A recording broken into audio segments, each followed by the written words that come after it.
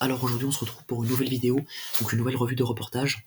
Exposing the dark secrets of the CIA Undercover History Update Full Episode.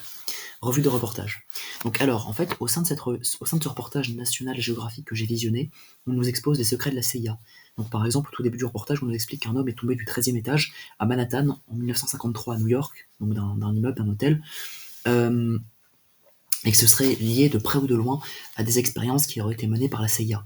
La CIA en fait va développer durant la guerre froide, qui je le rappelle oppose le bloc de l'Est au bloc de l'Ouest, donc on va dire la doctrine Jdanov à la doctrine Truman, les communistes aux capitalistes, donc il y a vraiment le centre des deux blocs, donc États-Unis, URSS et les États satellites autour, et donc en fait ce conflit va se manifester parfois par des conflits plus ou moins, cette guerre va se manifester par parfois des conflits interposés, donc par exemple la guerre de Corée, entre 50 et 53, la guerre du Vietnam, et parfois l'incident de la baie des cochons.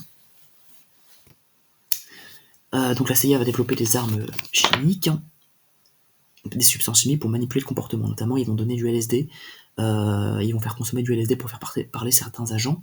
En l'occurrence, ils vont envoyer des femmes qui vont donner du LSD à des agents d'autres pays pour les faire parler, tout simplement. En fait, Frank Olson, l'homme qui était la victime, qui est tombé du 13e étage, et a peut-être chuté à cause du LSD. En fait, il faut savoir qu'il formait aussi des patients avec des électrochocs, et il leur faisait écouter répétitivement des phrases, donc c'est là qu'on voit les dérives, les exactions qui ont été commises par la CIA, parfois les actes de torture qui ont été orchestrés par la CIA. Robert Kennedy, on évoque le fait que voilà, il a été pris pour cible parce qu'il était opposé à la guerre du Vietnam. Il voulait faire aussi un échange avec Cuba, avec Castro. La CIA enquêtait sur comment maquiller un crime. Donc il est possible que l'homme, en l'occurrence au début du reportage, ait été poussé intentionnellement de la fenêtre. Au cours de ce reportage, on nous montre en fait comment est-ce que la CIA procédait pour extirper les aveux aux gens, voilà, les drogues qu'ils leur donnaient, par exemple du LSD, les tortures psychologiques qu'ils pouvaient leur faire subir. Ils pouvaient leur donner du gaz sarin, par exemple. Ils pouvaient leur faire subir des tortures psychologiques, des tortures physiques avec des électrochocs. Il y a pas mal d'exactions, d'actes de sordides, vraiment ignobles, qui ont été commis par la CIA dans les années 50. Et c'est la raison pour laquelle, en fait, c'est vrai